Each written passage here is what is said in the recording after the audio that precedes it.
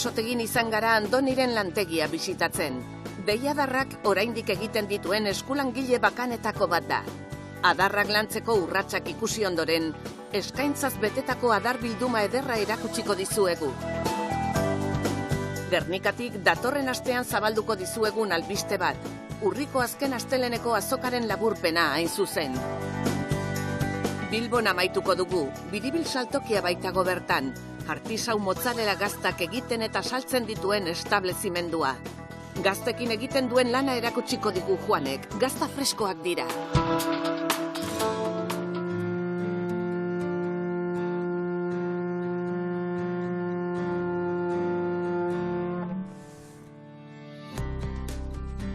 Andoni Sainzek bere lantegi txikian hartu gaitu, Alonsotegiko Errekalde auzoan.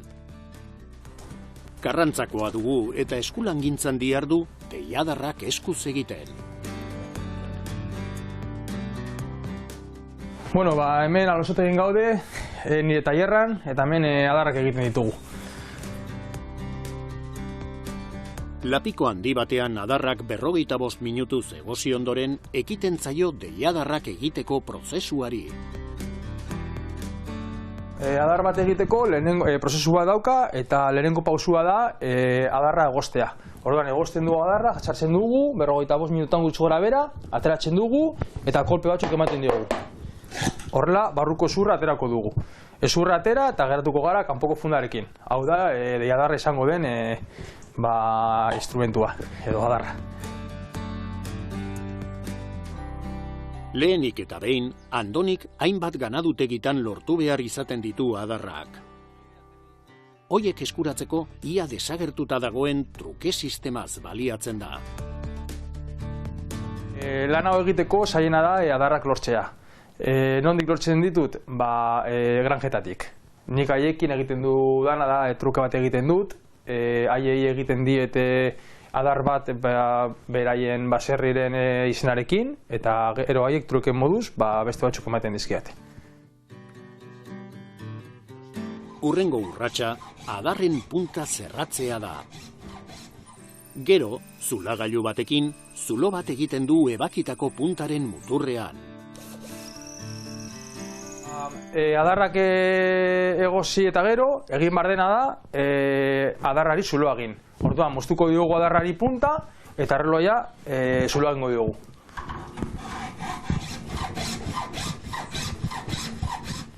Punta moztuta, orduan ja hasiko gara zuloa egiten.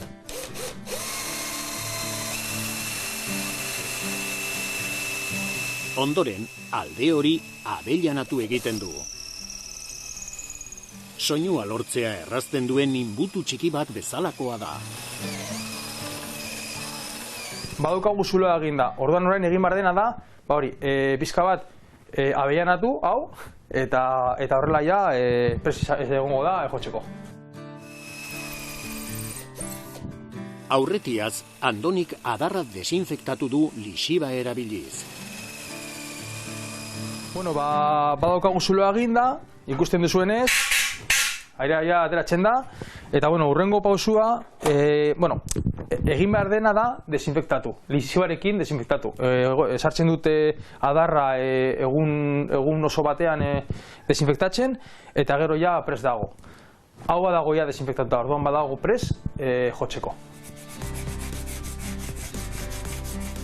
Adarra soinua ateratzeko prest dago, baina edertzeko lixatu egiten du. Lixaturik dagoen beste adar bati hotsa atera dio. Lijatzen bukatzen dudanean, zeren hau denbora gehiago eramango du, adarra geratuko da horrela. Hau da bere kolore naturala, eta ja badago prest soinua ateratzeko.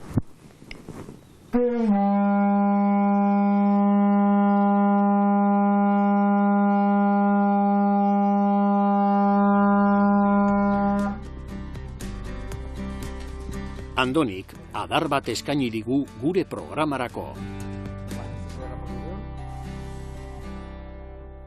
Adarra ja lijatuta eta bukatuta, azkenengo pausua da apaintzea.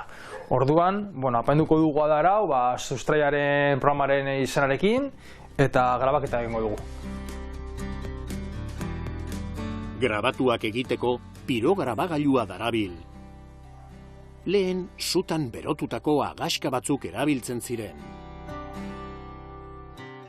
Apaintzeko nik egiten dute erretzen, bale?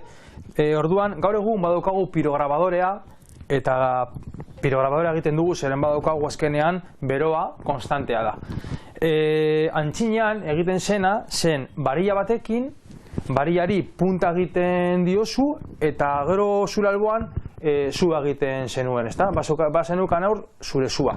Eta egiten zena zen barilla sartu zuan, berotu eta idatzi. Berriro, berotu eta idatzi. Eta horrela pizkanaka idazten zenuen adarran. Gaur egun badaukagu metodo hau arinago egiteko, baina beti eskuz egin behar da. Andonik batez ere enkarguz egiten du lan, eta ikus dezakegunez, pertsona ospetsu askok bisitatu dute lantegi zoragarri hau. Nik hemen azkenean funtzionatzen dut hori eskaeraren bitartez. Orduan niri jendeak eskaerak egiten dizkiate eta sartzen ditut, baina gero baita ere ezagun batzuk etortzen dira. Batzuei oparitzen dizkiet eta beste batzuk ere enkargatzen dira. Orduan hemen badaukagu bukatutak, adibidez, Alaitz eta Maideren adarrak, edo Pantsoa eta Peiorenak, Itxiar Ituño, edo Latzen taldea, eta hori ja bukatutak daude. Prest, hori etortzeko eta hartzeko. Lantegi ondoan, erakusketa gela dago. Ura ezagutzera gonbidatu gaitu. Hau erakutsita, hasieran esan dugun bezala, hau da tailerra, baina honetaz apartez badaukat gero nire erakusketa. Orduan, joango gara erakusketa ikustera.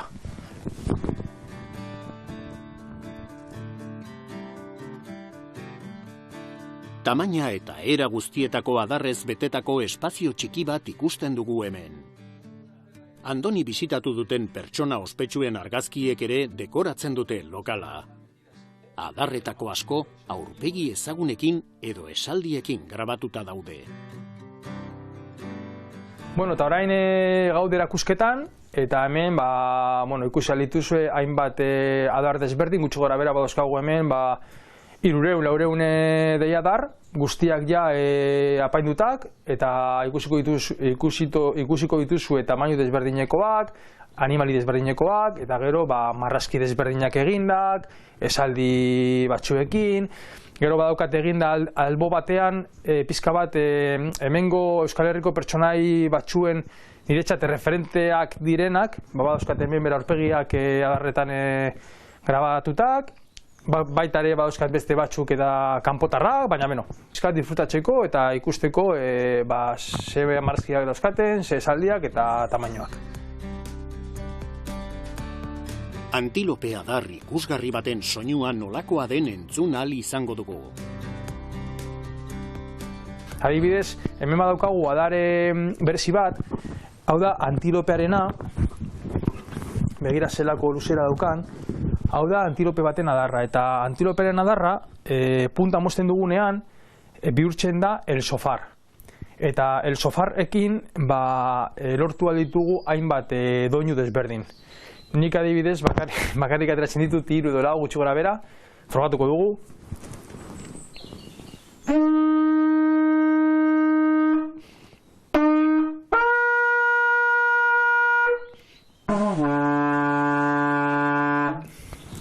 Ikusten duzuenez, ateral dira tono desberdinak.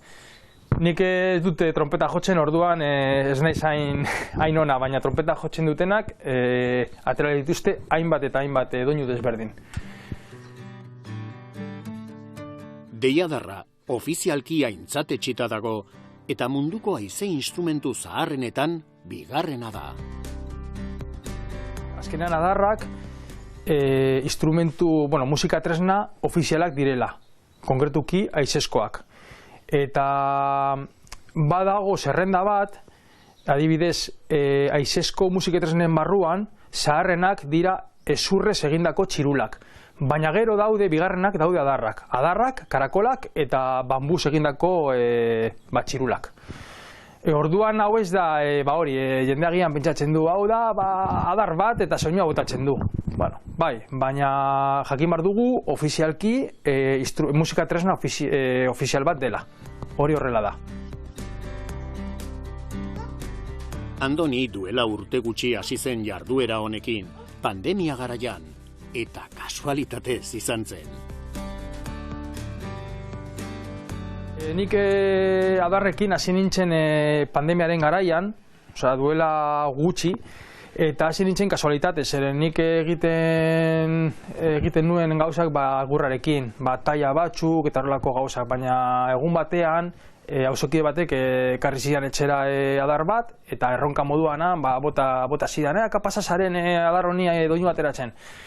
Eta, ni bebai pizkat buru gogorra naiz, orduan jarri nintzen adarrekin, eta, kostatu zitzaidan, zeren azkenean ni bakarrik ikasi nuen. Orduan, lortu nuenean, izugarrizko ilusioa eman zidan, eta harrapatu zidan hau, eta begira orain hasi nintzen, orain aldu frogatu adar handiago batekin, edo desberdin batekin, eta azkenean begira ze egiduan.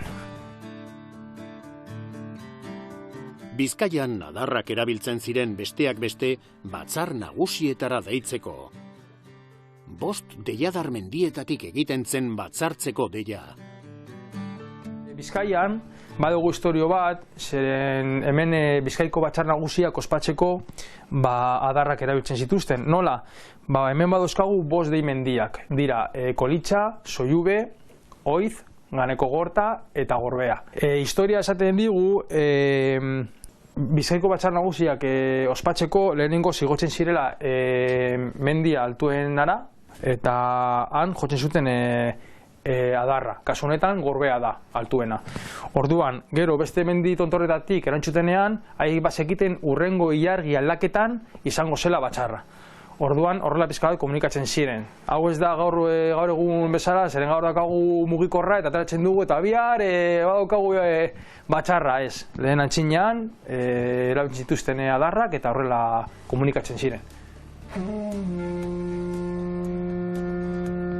Soinu horrekin utzi dugu Andoni adarrak egiteko bere lantegian. Gaur egun, oso jende gutxik egiten du lan jarduera honetan.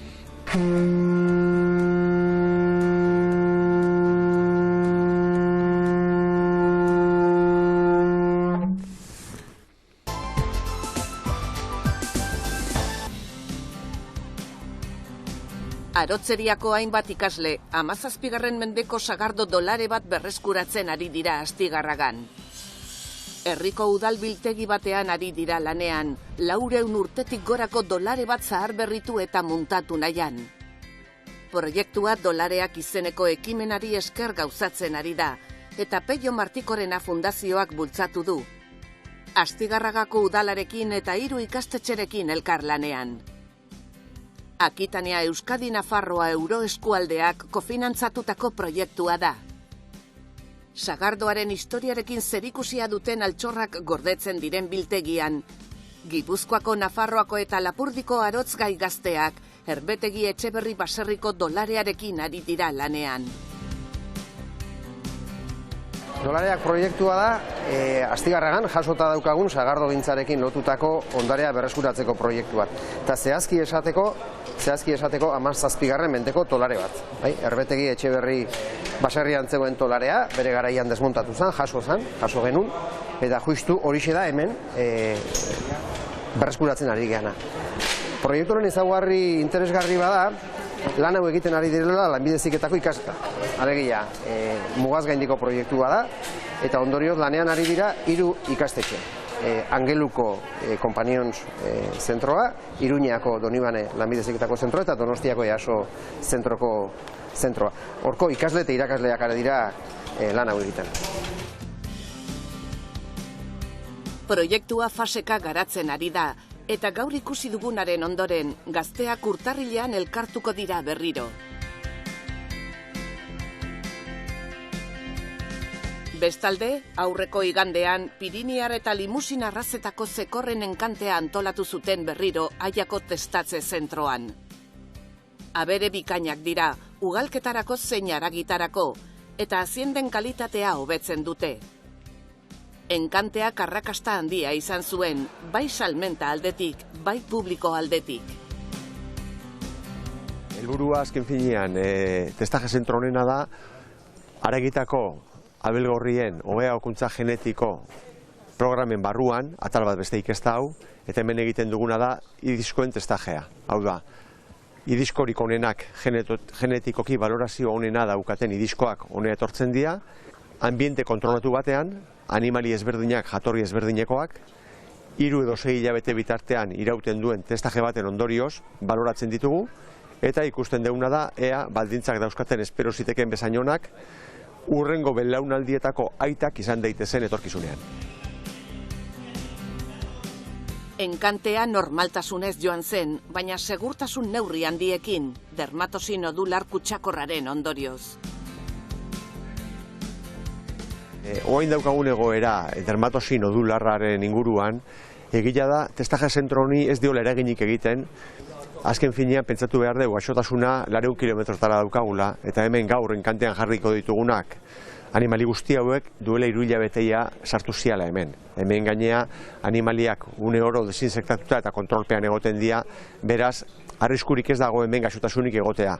Baina, ulertu behar dugu baita ere, neurriak hartzen diala, gaixotasuna sartu ez dadin. Joan den astelenean, urriko azkenekoan, Gernika ederto apainduta topatu genuen. Euskadiko feria eta azokarik garrantzitsuena izan daitekeena ospatzeko pozez. Milaka lagun etortzen dira herribildura, gure baserrietako produkturik onenez gozatzeko.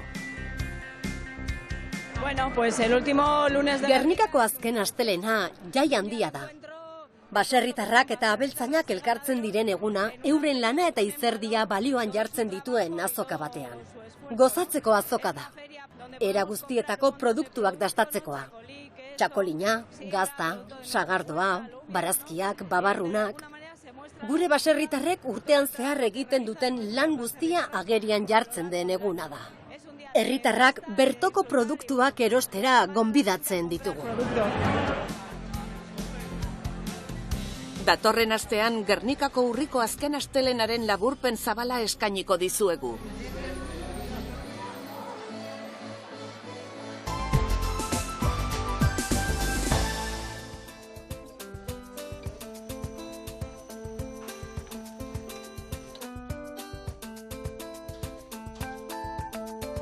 ...2019an, Juanek eta bazkide gutxi batzuek elikadura proiektu berritzaile bat jarri zuten martxan. Euskadin bakarra da eta estatu osoan antzekoren bat baino ez dago. Bilbon, Eros kalean, Abandon, La Motzeria de Biribil saltokia dago. Biribil lantegiaren eta saltokiaren artean guztira 6 lanpostu daude.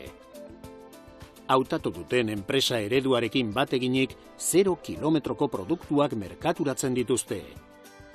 Pasta filata erako gaztak, sandwichak eta entxaladak ere saltzen dituzte, noski. Juan eta Veronika zenbait produktu prestatzen ari dira mozzarella erabiliz. Produktu freskoak dira, azkar iraungitzen direnak, baina kalitate handia dutenak. Kontserbagarririk ez dago prozesu osoan. Bilbon gaude, Bilbo erdian, Biribilen dendan gaude, eta hemen ditugu gure produktuak, eta baita ere berton saltzen ditugun beste gazta batzuk, eta beste produktu lokal batzuk, bai ardoak, bai berdura batzuk, eta bai komplementatzen dituzten gauzak gure produktuak. Baita ere ensalada batzuk eta sandwichak egiten ditugu dendan saltzeko eta eramateko.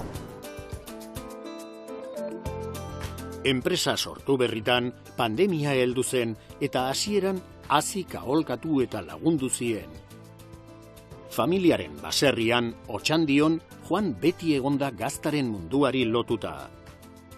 Prestakuntza Italian jaso zuen, mozzarella gaztaren aberrian. Hau proiektu pertsonal bat da, oindela urte batzuk aukeratu nun bizi aldatzea, eta gazta mundua beti oso gustoko eukideet eta asko gustatu zait txikitatik, eta bai iparraldeko kultura asko daukat eta Frantzian egondanago, orduan gazta munduan zozer berria egin nahi nun Euskadin, eta berton hasi ginen 2019an, nahiko laguntza auki ginen hasieran hasikin eta Euskal Gobernuakin eta Lehartikerrekin hau martxan jartzeko, baina orain ja bagoiez aurrera eta handitzen eta gustora egia esateko. Goi-jatetxeetan, catering zerbitzuetan eta ekitaldietan saltzen dute ia dena, kalitate eta jatortasuna bilatzen diren lekuetan. Gure brusero gehienak restaurante dira, edo cateringak gehien bat, eta denda espezializatuak astan inguruan dauden dendak, eta saltzen dugu gehien bat hori hegoaldean eta iparraldean bebain nahiko egiten dugu uda partean. Eta hori dira gehien bat, eta gero gure dendan bebain, noski baiet, saltzen dugu. Juanek berak azaldu digu mozzarella zer den. Behi edo bufalo esnez egindako gazta da. Eta eraldatua hala, esnea pasta filata bihurtzen da. Guk egiten duguna deitzen diana da pasta hilatuak edo italianos pasta filata, eta horiek dira gehien bat egiten ditugun gaztak, eta ezagunenak dira mozzarella, burrata, eskamorza eta katxokabalo dira ezagunenak, baina orain hasi egiten bai rikota eta egiten ditugu bai gurinak eta esnekiak, horren inguruko esnekiak egiten ditugu gehien bat. Biribilen gazta sonatuena burrata da. Mozzarella batean sartuta eta esnegaina gehituta halako nahasketa bat da. Hemen daukaguna da burrata bat, eta da gure esango genuke gure produkturik ezagunena eta gehien egiten duguna, baina bueno, gehien bat egiten dugu famili guztia, bai burrata egiten dugu bai trufakin, gero egiten dugu gurinak bai, eta pizzako gaztak, bai ketua eta bai normala, eta hori dira gehien bat gure produktu ezagunenak. Eta hemen ikusten dezute mozzarella bola bat, eta barrukoa da estratzatela, dana nata eta gaztaz arteko nasketa, eta ikusten dezuten oso gazta kremotsua da, eta ensaladantzako eta pastantzako oso egokia da. Dena eskuz egiten dugu eta freskoa zuen gana harik eta lasterren heltzeko. Mozzarella lehorragoa ere egiten dute pizzetarako. Hemen ditugu bai mozzarella, pizzantzako mozzarellak, bai normala eta bai ketua egiten ditugunak. Eta ezberdintasuna da asko zezetasun gutxiagokin daudela, eta horregatik eta oso errez urtzen dira, eta dira asko egokiagoak hauek baino sukaldatzeko. Kaiku zahar hau Juanen familian erabiltzen zen Otxandioko baserrian. Bere familian dator, Otxandiotik dator, eta asko goratzen dut txikitan asko juten ginala gaztabila eta gaztandegitara eta usai horiek eta asko goratzen ditut, eta bai etxeko mamia goratzen dut nola egiten ginen harriakin, eta amamankaikoa hemen ikusten dezute, eta bai goratzen dut oso ondo gurinean edo lantegiakin egiten genituen bokatak eta zapore horiek beti geratzen zaizkizu buruan gordeta, betirako. Hau gure denda da, baina gure obradoria hor Begoñan dago, eta orain jumbo geha ikustea zuekin, bai zute.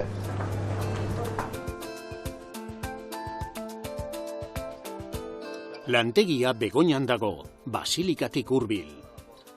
Ur asko erabiltzen dute guztiz ozonizatua.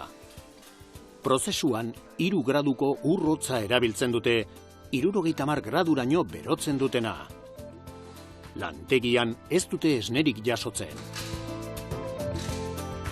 Mozzarella egiteko prozesuak 2 fase ditu. Lehenik, gatzatua prestatzen dute, eta gero, pasta filata. Lantegian, behi etxaldetik ekarritako gatzatua jaso, deskargatu eta irauli egiten dute, horrekin lan egiten hasteko. Lehen urratsa eta oso garrantzitsua, gatzatuaren pH-a neurtzea da. pH baxua behar da, 5 gertu. Oin egiten nahi gana, hartu dugu kuajada edo gantza, eta honekin egingo ditugu gero elaborazio guztiak, baina lehenengo gozein behar duguna da txekeatu behar dugu bere pH-a, eta horretarako muestrak hartu ditugu eta masterrak eta horrean kalibratuko dugu ekipoa.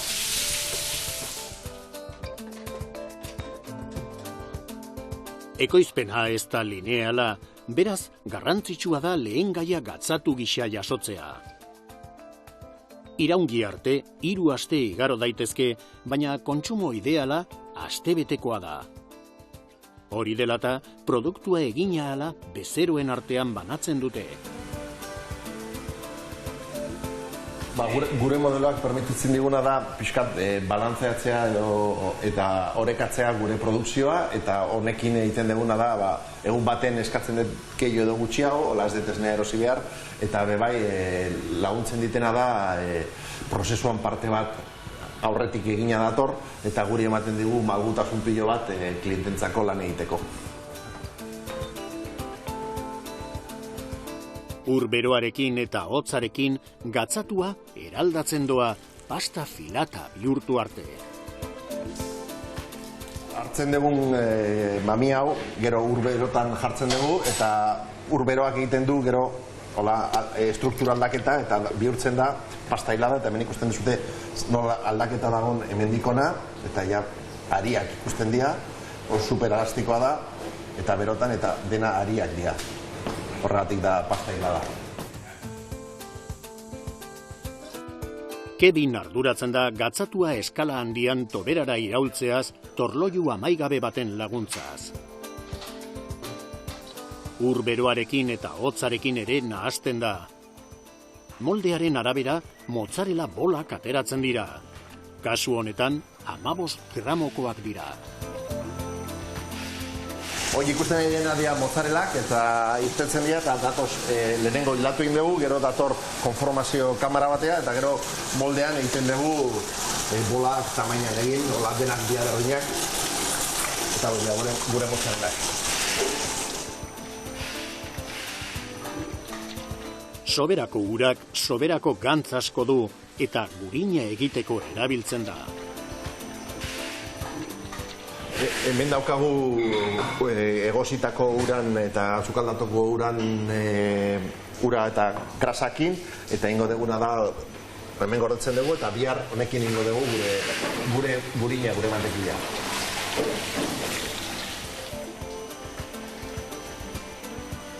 Mozzarella honen testura eta zaporea ez dira leku askotan topatzen.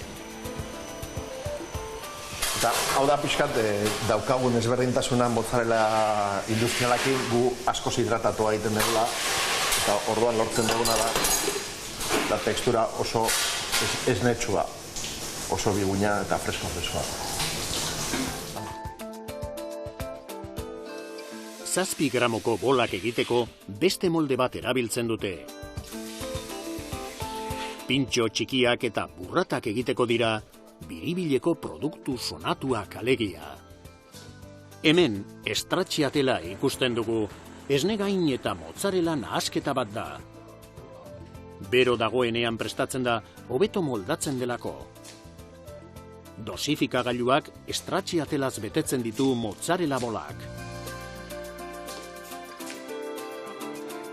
Estratxatela da burratan barruko likidoa edo gazta, eta da krema 30-35 gantza daukanak, eta mozzarella nahaztuta erdizka, eta aurreko gunean eginak. Oin daukagu mozzarella eta honekin egiten ditu gure burratak, diala gure produktuek ezagunena, eta hemen ikusten dituzu nola betetzen dugu estratxatelakin, eta beroan egiten dira banan-banan. Produktuak berehala ateratzen dira hemendik bezeroengana. Biribil elikadura enpresa berritzailea da eta kalitate goreneko artisau mozzarellak eta burratak merkaturatzen ditu. Azken urteetan merkatuan posizio nabarmena lortu badu ere, jarraitzen du merkatuko nitxo berrien bila.